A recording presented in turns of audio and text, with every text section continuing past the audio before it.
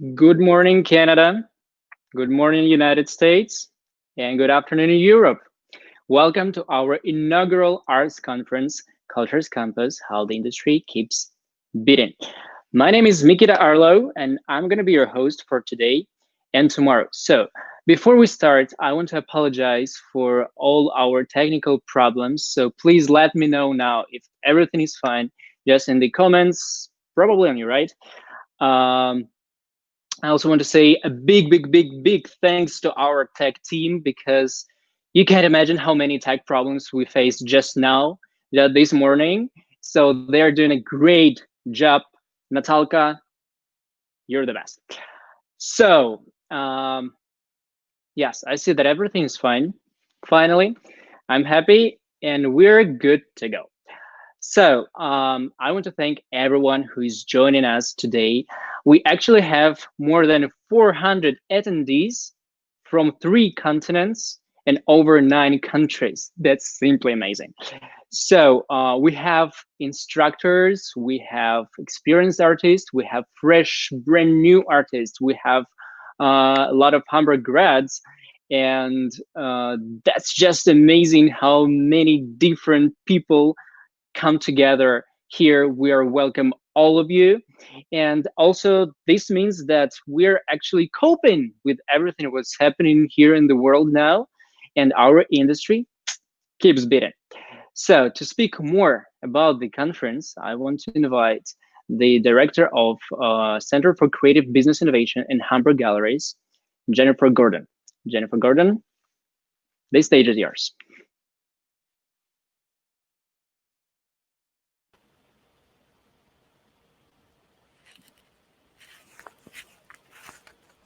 Thank you, Makita. I'm hearing a bit of feedback. I'm going to try without the headphones. One sec, folks. How does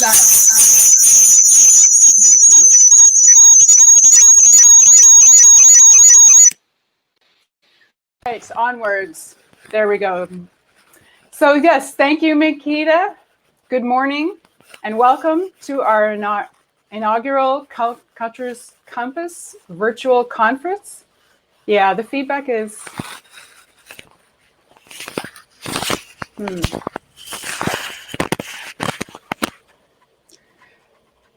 So let's start again. We are thrilled to be welcoming almost 400 people from all over the world. My name is Jennifer Gordon, and Cultures Campus is brought to you by Hamburg's Center for Creative Business and Innovation.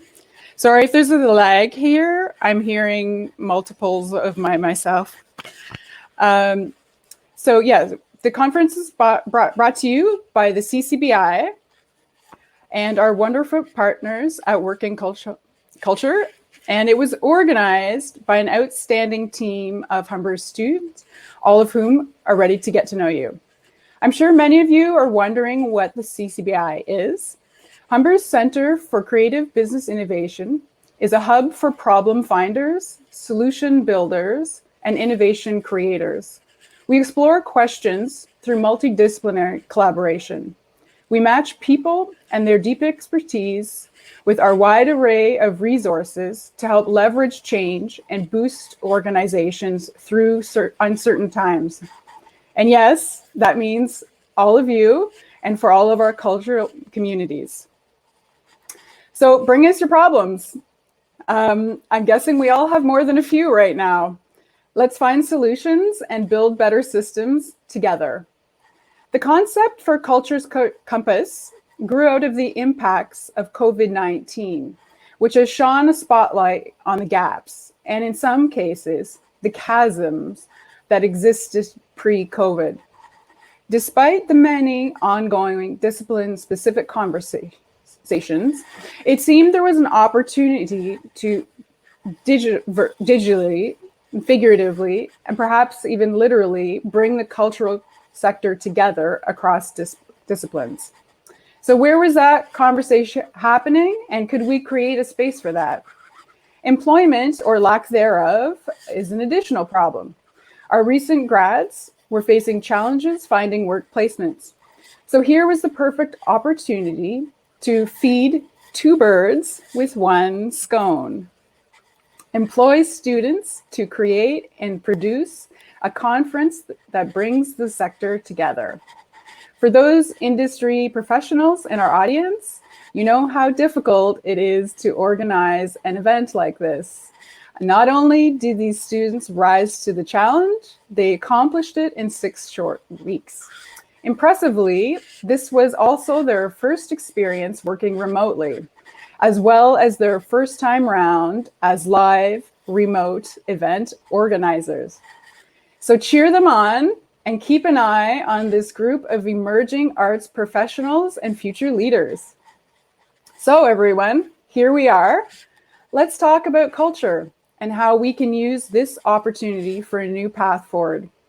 One that is universally accessible, inclusive, and equitable, decolonialized, anti-oppressive, anti-racist, and innovative. Let's use this space for safe conversations about what digital can and can't do, about who we are and how we are going to get to new ground. If culture is made up of our actions and how we interact, let's ensure that the compass points true and points toward what expands the human spirit. We know we can't get to all of the solutions today or tomorrow, but our hope here is that we see patterns and share best practice and together find inspiration and a renewed sense of family and community. So if you find this experience valuable, we would love to keep the momentum going by hosting future Cultures Compass gatherings. We have designed this space to be participatory with the hope that we gather all of our contributions into a report to be distributed out to government, academe, and all of those who make up the fabric of our cultural industries, from the individual artists up to the large performing arts centers. So let us know, how often should we meet and what can we solve together? On a side note, I think some of you will appreciate this. We are so diverse, all of us here at this conference, and this space is apparently so revolutionary that Instagram has blocked our promotions of it. This is silent clapping, in case anyone is unfamiliar. So thank you all for joining us and participating in the new culture, one that apparently Mark Zuckerberg doesn't want you to see. I will now pass the floor to Regina Hartwick, Humber's Acting Associate Dean of Indigenous Education and Engagement, to give our land acknowledgement. Regina, over to you.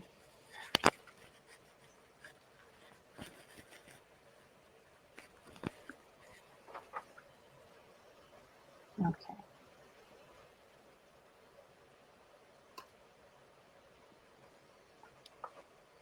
I just want to check to make sure that my screen is being shared.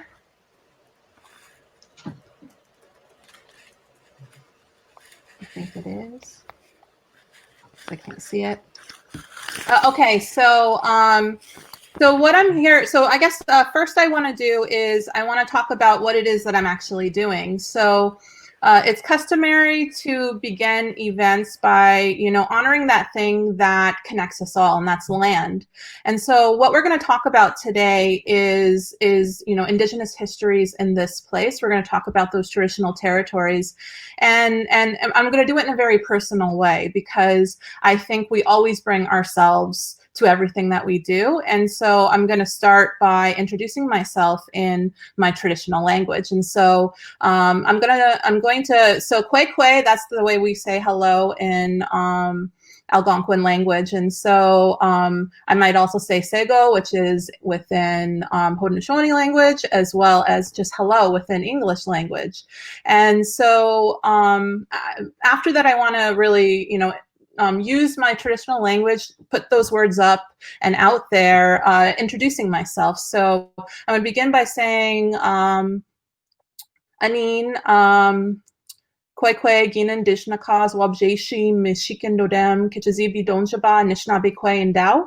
So at the beginning, I said, Gina Indishnakas. I could have also added my Anishinaabe name in there, which is Dwenjige Megaze, which is Searching Eagle. So that just tells you a little bit about my name. And then, my Anishinaabe name also has a really big significance for me. I come from the Kichizibi, which is like the big river, that really special place for my people. So I'm an Algonquin Anishinaabe woman. So that's the Quay part at the end there. And so the Kichizibi, that is the Ottawa River Valley. My community is Ardoch Algonquin First Nation, and I'm a member of the Martin clan, but I'm also related to the Turtle clan on my mom's side. And so what this tells you a little bit about me is, first of all, I'm a visitor within a territory that is the treaty and traditional lands of the Mississaugas of the Credit. And this is also a territory that's been homeland to Anishinaabe, Haudenosaunee, and Wyandot peoples for many, many generations. And so at the heart of it, understanding that I'm a visitor within this place, what does that mean? What are my responsibilities as a visitor within somebody else's territory? And so based on my upbringing, based on my understandings, I think about myself as sitting within within the middle of 7 generations.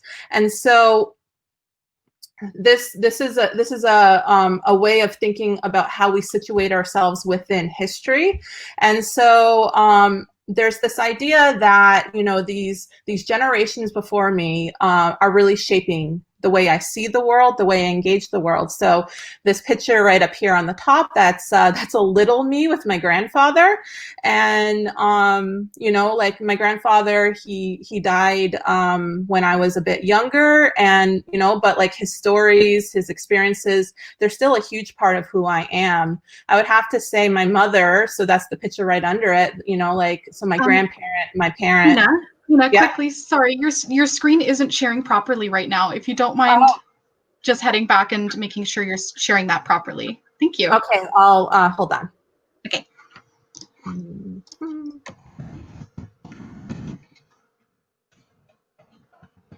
I can actually see myself.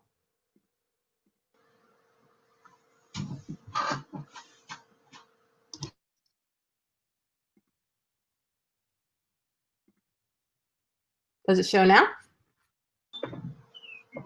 Yes, perfect. Okay, Thank you. Thank you, Gina. Okay. Well, yeah, you need to see the pictures to know what I'm talking about. So Actually, as I said, Gina, sorry, if you just exit full screen, we should be able to see it in your PowerPoint, if that's okay. Thank you. Okay, so what you see here at the top there, that's my grandfather. And as I said, his experiences, his knowledges, those have been passed down to me through him, but also through my mother, who's right below here. And so really what I've learned a lot from them, and those knowledges, those teachings, those things that have been passed down through them to me from my ancestors are knowledges and experiences that I carry. We have this understanding that also, our memories, our experiences, they come to us also through the blood. So those experiences of those ancestors, they are my experiences as well. And so I understand that the past is something that's a huge part of who I am. And it's a huge part of how I connect to my family and my clan. It's a huge part about how I connect to my community as well as my nation. And so at the center of that is always land. Land is something, and I think, all of us that are listening to this right now, we can think about those places that have been special to us and understand how they can be such a big part of everybody's lives.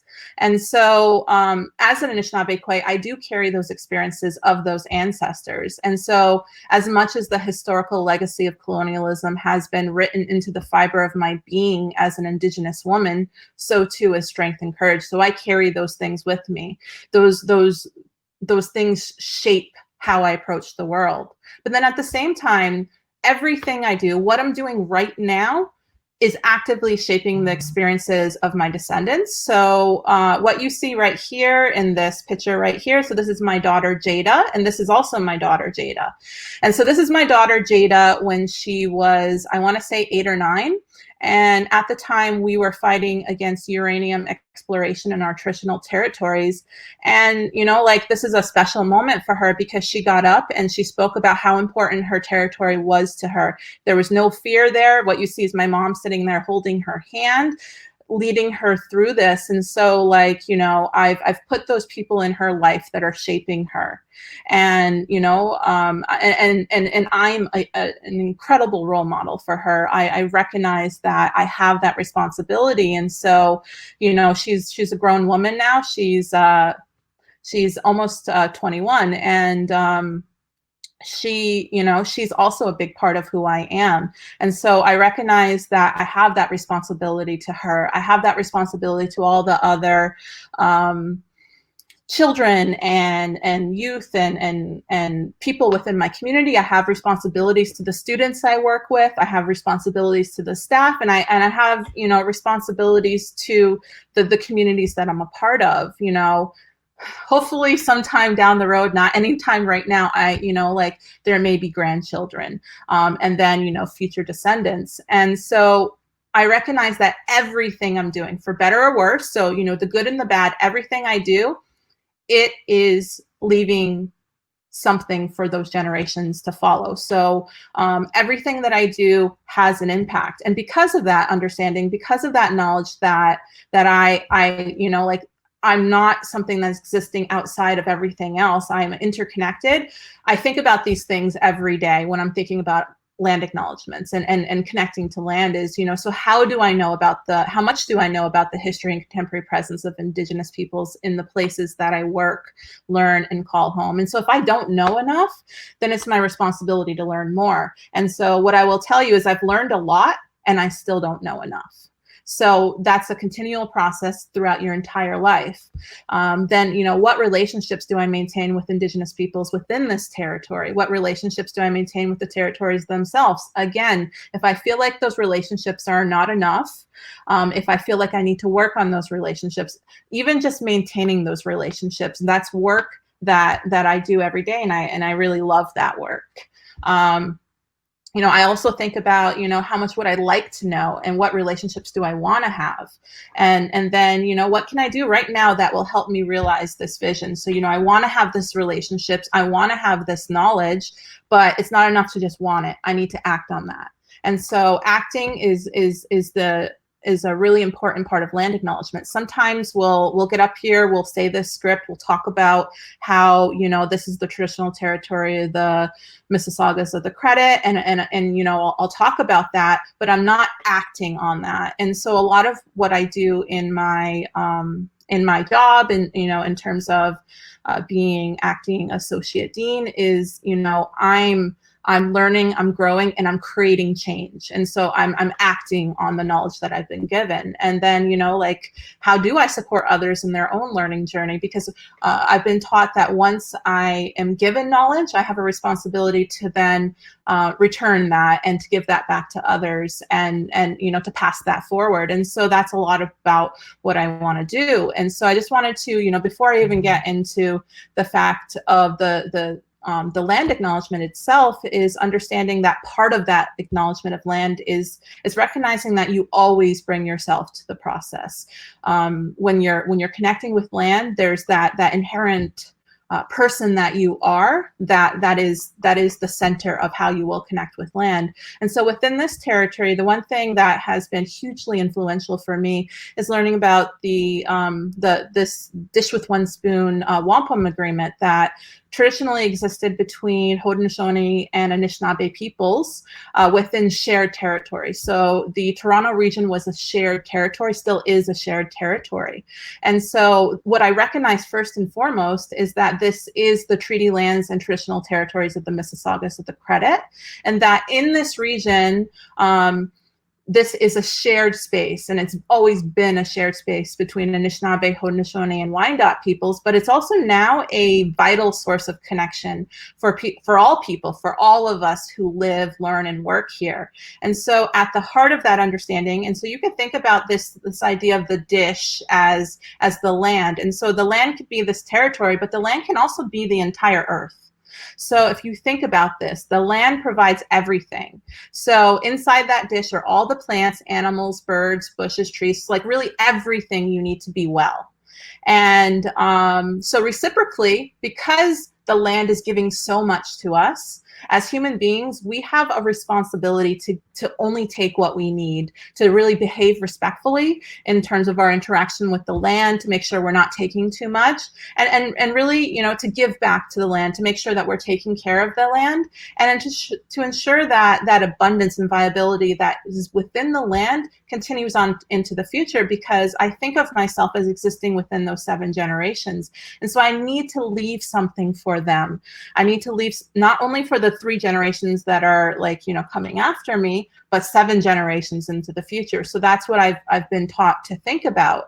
And so when you think about the fact that the footsteps that you're walking every day are shaping the generations to come, this quote here, it really resonates. So this idea that we do not inherit the earth from our ancestors, we borrow it from our children. So recognizing that when you're borrowing something, you take care of that. And so recognizing that we have a legacy that we're leaving every day. And so I want to leave you with these questions. I want you to think about this a little bit, because it's something that shapes my thinking when I think about connecting with land, and also the way I live. And I think it's really good questions for everybody to think about. And so, the first question that is within my mind all the time is, what will the next generation inherit? So we're dealing with environmental degradation today. We're dealing with environmental crisis. We're dealing with social issues connected to race and class, and so what is the legacy that we're hoping to leave? How are we creating the change that we want to see in the world?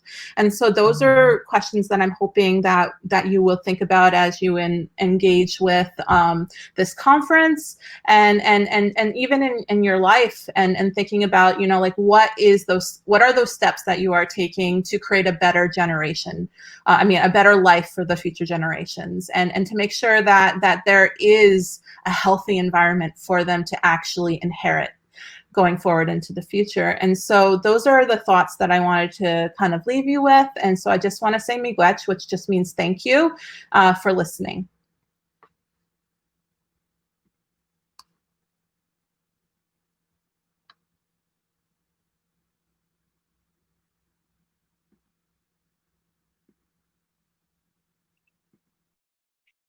Thank you, Regina. It was very nice of you. We really do appreciate what you've done.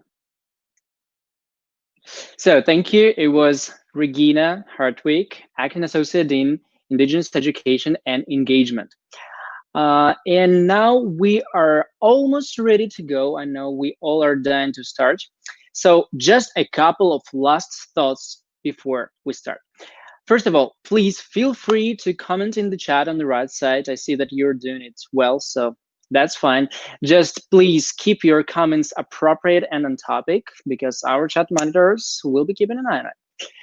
Put any questions you have for the panelists in the Ask a Question section, and you also have an opportunity to upvote some other questions that you like and that you want to be answered.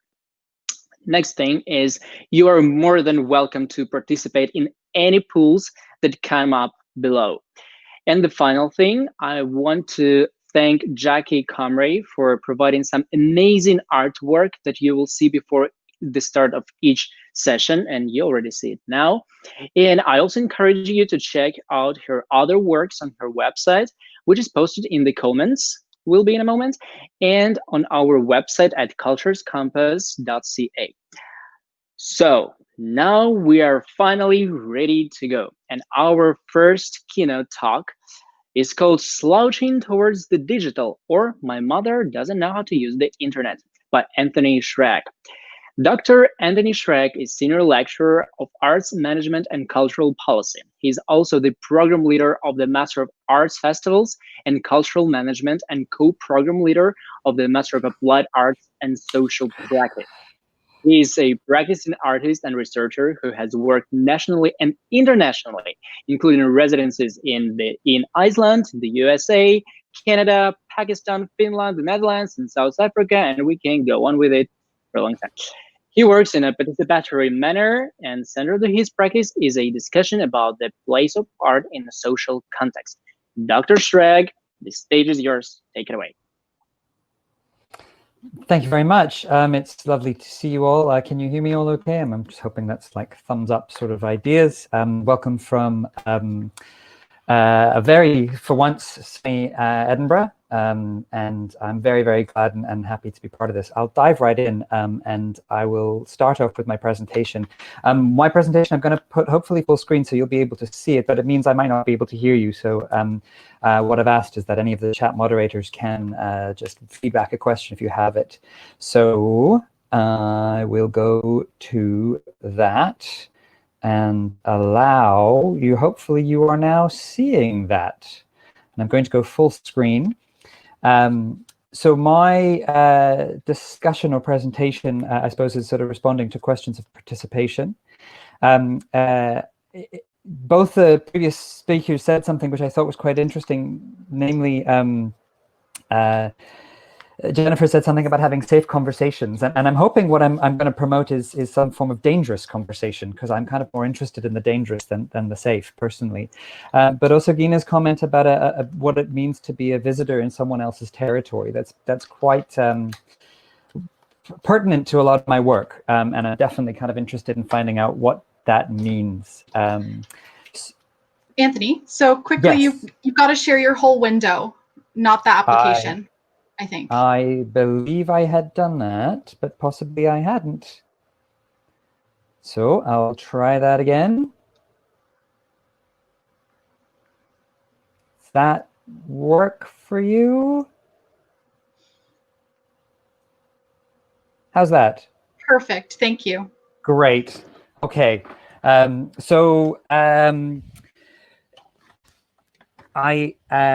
will start, I suppose, by then kind of reflecting on and thinking about, I suppose, the kind of some of the questions that we're talking about, which was really about participation. And I started thinking about the title, and I thought Slouching Towards the Digital made sense to me because of the W.B. Yeats poem, which he wrote in 1919, which is, obviously 100 years ago, where he kind of ended his poem with the idea of, with what rough beast this hour has come at last, slouches towards Bethlehem to be born. And I was thinking about COVID-19 as being one of these things that is a rough beast that is coming towards us, and we're not too sure what it means and what it does, but it kind of also gives us an opportunity to reflect on possibly what it's going to actually do as we go forward.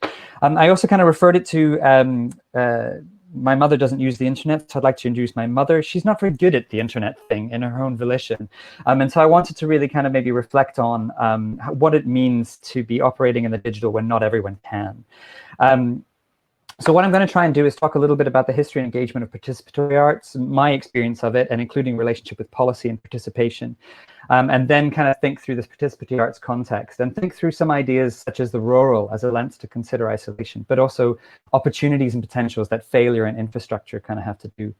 So my work starts, I always show this work when I'm giving a talk, and that's mostly because I think it says something about my practice, and it was very long ago that I made it, but I kind of usually refer to it because I think it does a very interesting thing in that it illustrates when there was a huge shift in my practice. So this was a work I was making where you can see this is me, you can see I'm upside down, the gravity is pulling all the blood to my head, and the shirt's kind of being pulled down. And what I'm doing is I'm hooking my the top of my foot to the underneath of the stairs.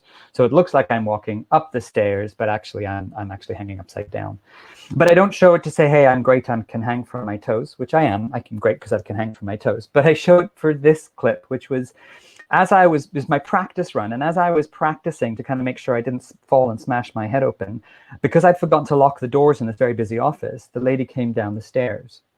And in the process of coming down the stairs, when I looked at that, I went, actually, that's far more interesting, and that's far more an exciting piece of work. And so I got really interested in the idea that participation and making art with people as a way to think through how other people can affect your practice. And so that's kind of what I'm hopefully kind of going to be talking through. I did train as a photographer at Emily Carr in Vancouver. I just was a really crap photographer, and I kept kind of leaping out of the screen and printing things blurrily. And I remember having a conversation with Liz Magor, who was my professor in 2002, and I was talking about my struggle with this production of objects. And she said, Anthony, art is the thing that challenges our perceptual habits. In other words, it didn't have to be an object, it could be something else. So I went out into the world and started trying to challenge the perceptual habits. And at first that was very much, having to do with these sculptural objects such as these, which sort of maybe challenged health and safety regulations. But then I was also sort of thinking about, well, that wasn't successful because it didn't do anything. And I wanted the artwork to live. And so started making these other artworks that would set on fire or destroy themselves or explode, and also challenging the health and safety regulations. But I suppose what I then started realizing is what I was interested in was the experience of bodies in space. And so how could I kind of challenge the perceptual habits of bodies in space?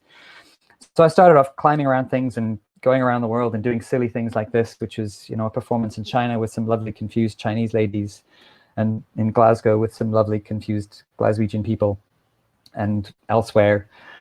This lovely guy in Denmark who was completely confused, as was I, because he wasn't even looking at what I was doing. But I suppose all my work, the sort of comments that were coming up was that it's not his art that hangs on walls, it's him.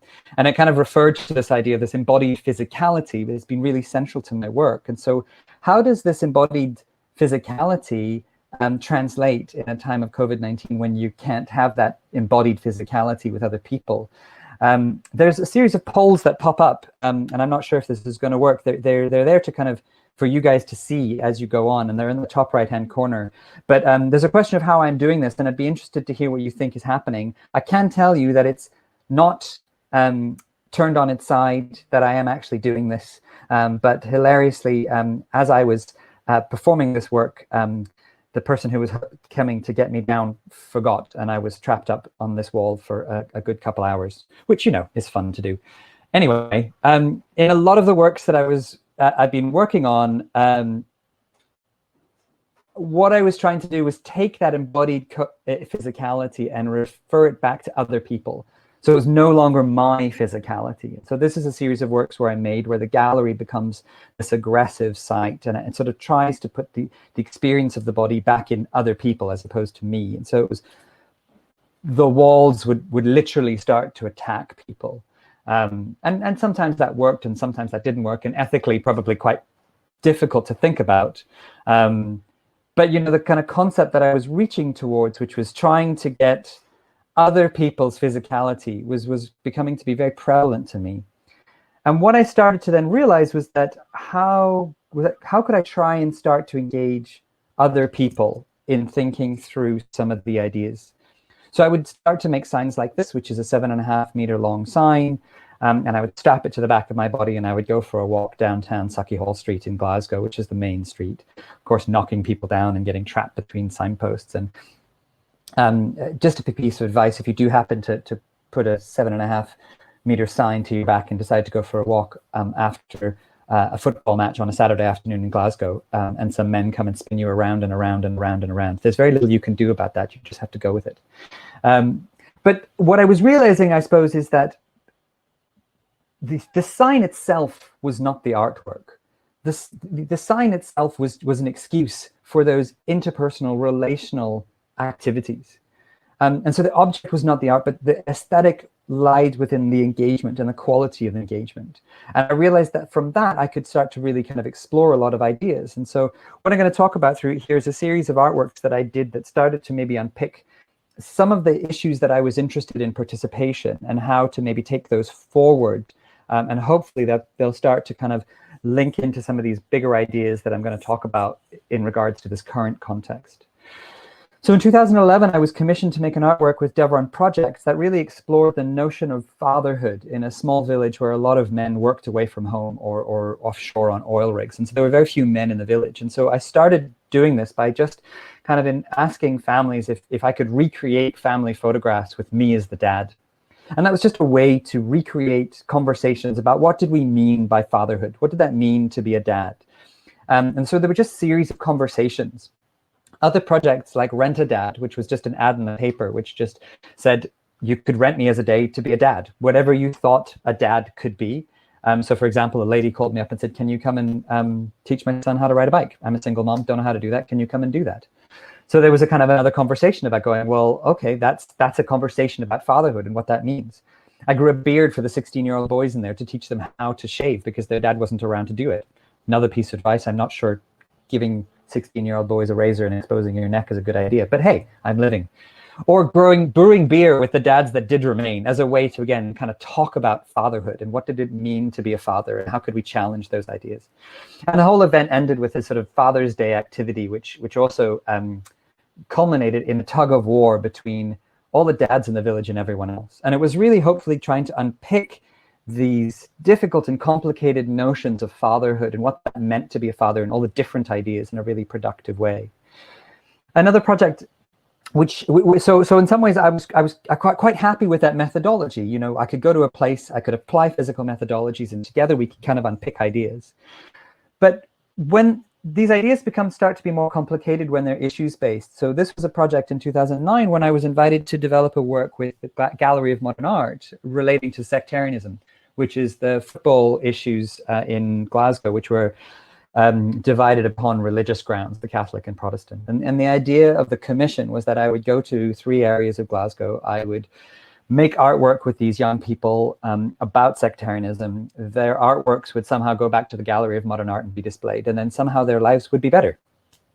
Boom, obviously, because that's how art works. But I suppose the problem with that, obviously, is that it's very difficult to figure out how that's actually going to change anything. And for me, I always think about it when I think of this kid who's just come up on the picture, and his dad, who's on the very left of the screen, had just been in a fight and there's still blood on the golf club. And you're thinking, how the hell is art going to function in this space? Can it? So what I did is I returned back to the people who commissioned me, which is the Gallery of Modern Art, and I said, I'd really like to have a meeting with you about this. But when they came to the gallery to talk about it, I threw them into a back of a van and I kidnapped them and I drove them out to Torrey Glen and I said, I want to have a meeting about it in the site that you think it'll affect. Like, how do you think that what this project will do will affect change?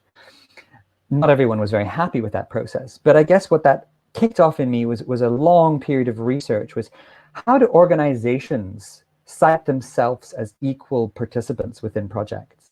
How do organizations figure that they can change, that they need to change as well? How do organizations understand that they are an equal partner within series, and that they don't sort of overlay projects to other people and then sort of expect them to do it? And it kind of kidded off with me a methodology I refer to as the benefits of being a bit of an asshole. And what I mean by that is, under the definition of an asshole, you talk about someone who's contemptible. And if you look at the definition of contempt, it was the definition, the offense of being disobedient or disrespectful to a court of law. And so there was a question for me about how can these participation strategies be used to question power? Could rather than being something that's focused out to communities, could you turn participation backwards and put it back onto organizations? So my whole PhD research was very much about that relationship, was examining the relationship between an organization, sometimes referred to as an authority, the artists that do those work, and the social and the projects who receive those projects, and what was the role of conflict within that and the embedded power dynamics in those work. I did make a diagram, which I still don't understand. So if anyone can understand that, do let me know, because that would be really helpful with my research. But I guess I kind of fundamentally work with this definition, which was an artist, Anne-Marie Kopstake, mentioned, which is, someone said, well, who do you work with? And she said, I work with people who are not myself. And that kind of really kicked off this notion with me, that I realized that I was very interested in what it meant to work with people who were not me. And that was everybody. So everyone I was engaging with who were not me had different ideas. And how did we work together? And what it really made me realize that there's this concept of participation that is often presented as a new idea in cultural work is not new. You know, yes, we can go back to the 60s, but actually we can go back much further than that.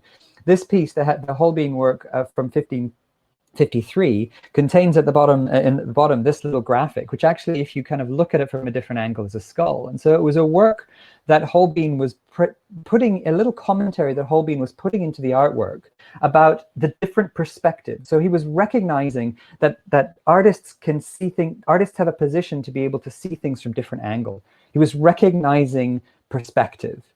And what that brings up to me is that, does art always try to educate and bring together and do all these things? Or can participation try to unravel the world?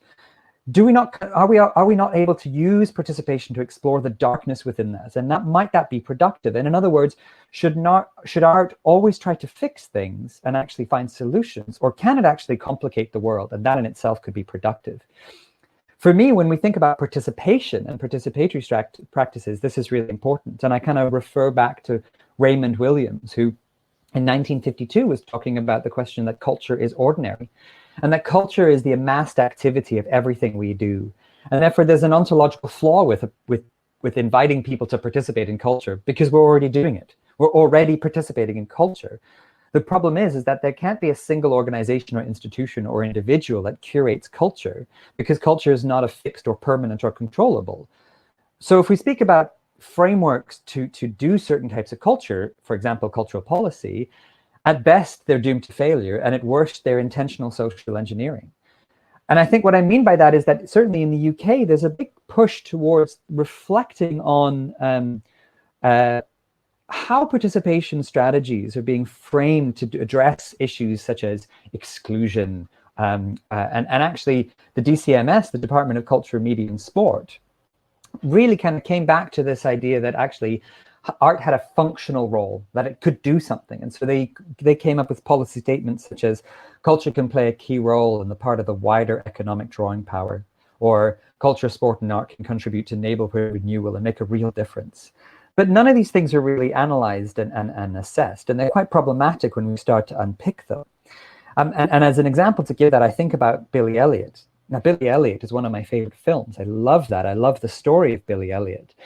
But if you think about the film and the play and unpick when it was written and where it comes from, it was written at the height of these exclusion policies in the UK. And the narrative that Billy Elliot says is that indigenous to the UK cultures, such as those that valued boxing, mining, darts, drinking, pub culture, were dead and dying cultures. And they're not to be trusted. And actually, the only thing to save these places was high art, ballet. Everyone moved to London. Because the narrative of that story then kind of reveals that actually there's a right way to do culture. And participation art was being, participatory arts, certainly in terms of inclusion, were being framed towards being instrumentalized. They were being put towards a specific use. And I'm going to kind of go through some of the criticisms of a lot of these works in a bit, and I hope this doesn't get too dry, and I'll only spend a little bit of time, but I think it's really important. Because what the participation policies were being suggested was that they were being positioned to replace vital services that should have been provided by governments. For example, artists working in a form of social engineering, not social engineering, of social work, but being much less paid and much less resourced. So social work light. And that notions of participation could be used as a tool to dismantle the welfare state. There was a report that came out in 2014 that said actually people who engaged in the arts, they had a perceived benefit equaling a receiving of £1,000 wage increase per year. So could you then argue that people who are on welfare, if they went to see a few theatre shows per year, i.e. engaged in culture, they should have £1,000 docked from their wages? So the rhetoric of value of placing kind of engagement started to be very problematic. Perhaps one of the most important things to reflect on, Sophie Hope's Participating in the Wrong Way, highlights the fact that participation is in fact a very exclusionary process. Consider, for example, how many participation projects are aimed at white middle-class wage-earning men? Very few of them.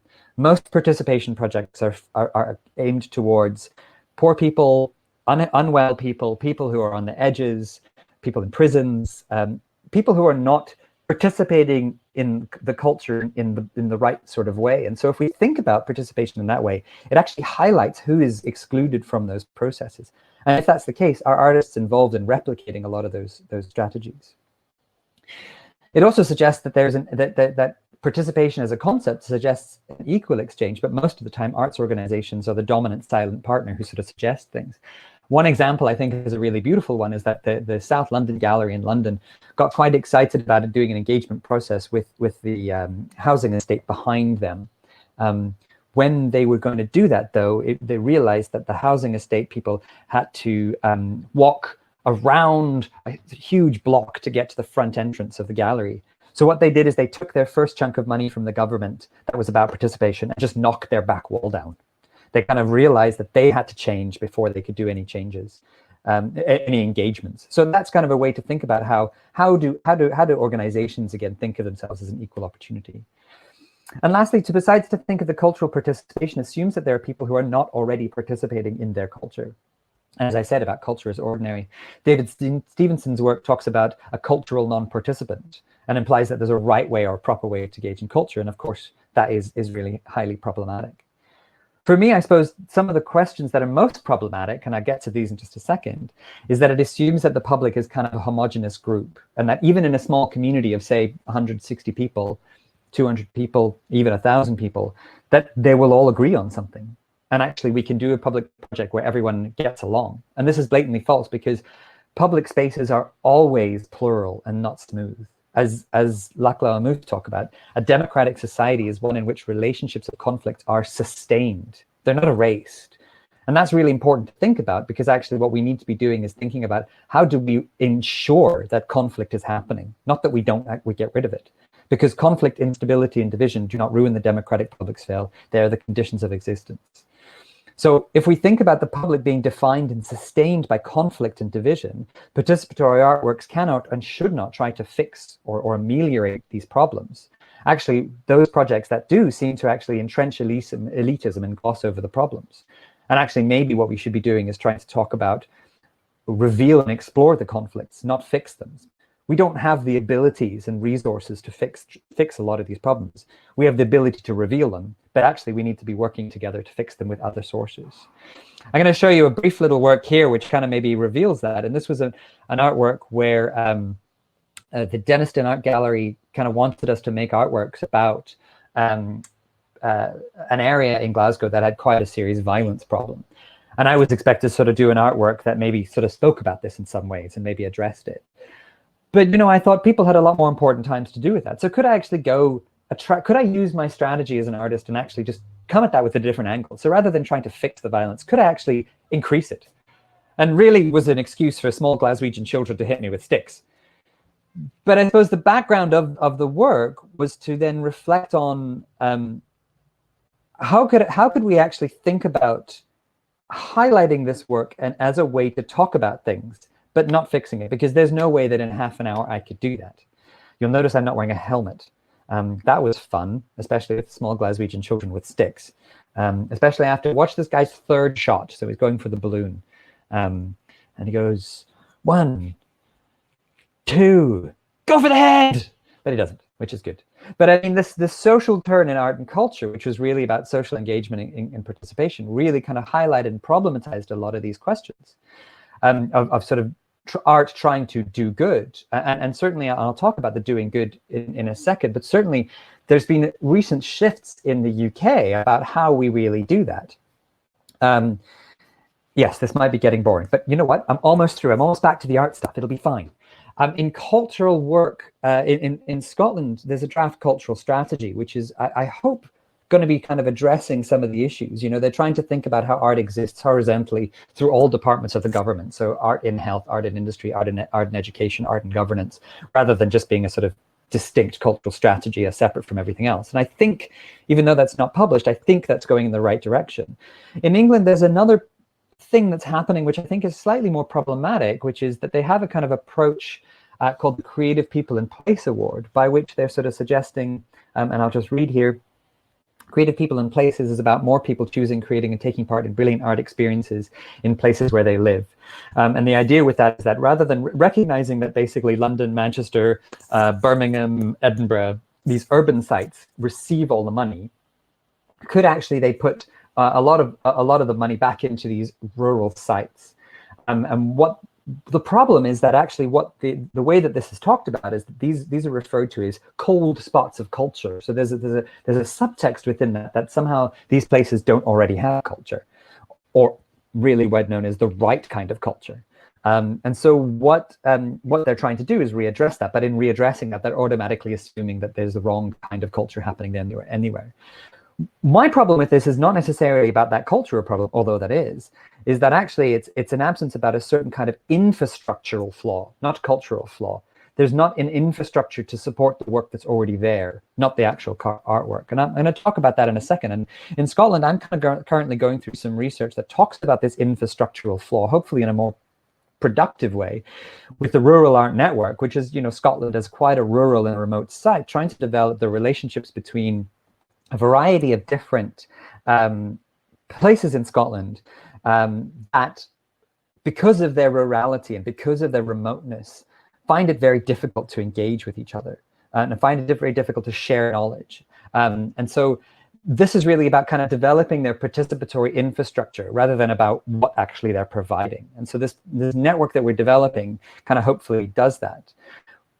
As an example, Timespan Museum and Gallery, I'm not going to link to the map because it's kind of will take me out of this screen, and I'm worried I'd lose something. But Timespan is very up in the far north of Scotland. It's a museum and gallery. It's in a village of 600 people in the village, 800 in the valley. It's got a variety of socioeconomic conditions.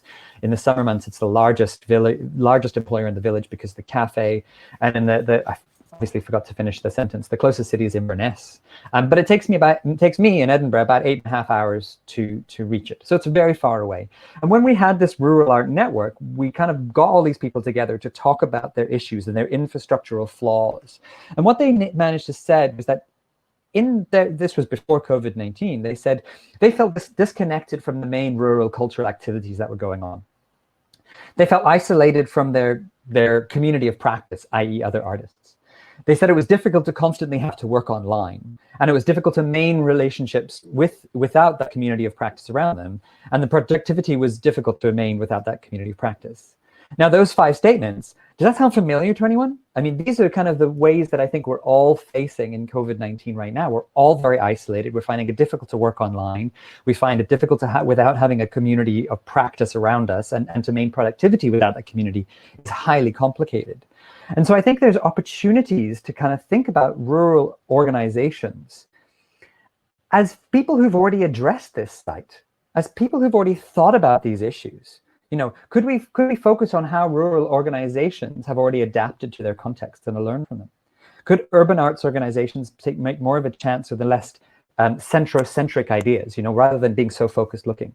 Could we place a rural organization's work as central and reimagine actually is somehow more pressing than the work that we do in our urban sites? And could policies to be adapted to be new ways of participating? So, for example, there's the Cultural Value Project that's coming out of Leeds, which sort of examines new ways of cultural participation. But I think most importantly is there's the question of failure, which allows us to think through, COVID-19 has allowed us to think through the failure of our previous approaches and to maybe approach with more productivity and honesty how we can go forward. Because I think we're in an opportunity to not repeat mistakes of the past and really think about what infrastructures we're replicating, perhaps even subconsciously, especially when it comes to questions of participation. I kind of refer to this image, everyone knows this work, the Yoko Ono and John Lennon hairpiece, bedpiece work. And it's about sort of then, going out there and changing the world through art. What is less seen is this image, which was where John and Yoko were waiting for the maid to make the bed so they continue protesting against the system. And I kind of want to make sure that we're not doing the same thing where we're paying lip service to participation while not actually changing the underlying systems of infrastructure below us. And I'm not saying that artists are going to be the solutions to that, because artists are also bastards in a way, because we get very self-centered. And I speak as an artist, and I'm going to talk about a project that talks about this. So this was a project I did after a recent graduate in 2007. I was asked to make a piece of public artwork in Pakistan, and I, jumped on a plane and I jetted over, and I felt such a hotshot because, I was an international artist. I was making art all over the world, and I got there and I went, hang on, I'm a white dude from Europe. What the fuck am I doing here? And so what I decided to do was, rather than just sort of reject that, I thought, actually, could I remove the art from that process, from the public art? Could I then make a proposition, a lot like my stair piece, where I actually start a conversation and it's not about me, but other people can change that work? So the first thing I did is I said to, because it was a larger artist project where lots of artists were working, I said, no artists can be involved in my project. This is about the public. So I went to a park and I put up a sign and I said, I'm going to make a proposition. And the proposition is I would like to make a ship of hope. We have 3 days to build the ship of hope. And on the third day, we'll take it to the canal. And if it sinks, then hope is dead. And if it floats, hope it lives. And the only caveat and the only condition was that artists cannot be involved. So I said, okay, great. And over the course of 3 days, loads of people showed up. It was built by housewives, bankers, students, lots of people. And it was my job really as the artist to just bring materials. And there were 5 homeless kids that were living in the park. And they kind of took ownership of this. They were able to communicate in Urdu. They were able to translate to people what was going on. And basically they came along to kind of translate it. So on the third day, we built this thing and we took it to the park. And good news, the canal, and good news, hope lives. Barely, but it does live. But all the way alongside, there were all these artists who were still really excited about getting involved. And then they were wanting to be involved. And eventually, after a couple hours being on the canal, I said, okay, fine. You artists, you can help me take it out of the canal. So they helped me take it out. But you have to remember that it looked like this. It didn't look like art. And so when we took it out, when they took it out, they kind of tore it apart in front of the people that made it. And so when this is what it ended up, and those are 3 of the 5 homeless children that lived in the park. But it made me think about when we use art to make change, especially in a participatory manner, I think we have to accept that to make worse is also change. And also when we aim to make better through art, under what criteria are we deciding what better is? So what are the ethics and responsibilities when we choose to work with people in the public realm? And I mean, regardless of where that is, online or in the real life, what are the ethics of doing that? Because I think there's a real big urgency to undo the innocence of participation, i.e. that just because it's participatory, it's necessarily good, aesthetically, ethically, culturally. Because I think the history of doing good is obviously really problematic. We can just simply look back at colonization was premised on doing good, you know, and that version of cultural colonization, which is obviously still going on, we could be replicating that in really kind of problematic ways. And this is an infrastructural concern, not one just for now, but this is the infrastructure of culture. And this statement I go back to quite often, which is that every empire tells itself in the world that it is unlike all empires, that its mission is not to plunder and to control, but to educate and to liberate. And I wonder how often art projects, to protect, especially participatory art projects, are framed in the same ways of being educational and liberational. And is this the same as COVID-19? You know, as we make the push to the digital, are we actually colonizing spaces where we don't really need to be? Are we justifying our own continued existence? You know, a lot of people are talking about working with online gaming communities, for example, because they're already participating online.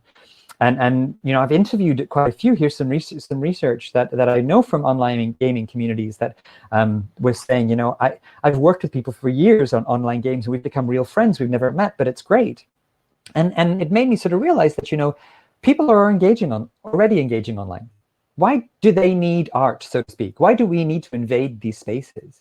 Because, and the comment that comes out quite often is that, you know, now more than ever, we need art in these difficult times. And but do we really need art? This is the question I really want to ask. Do we really need it?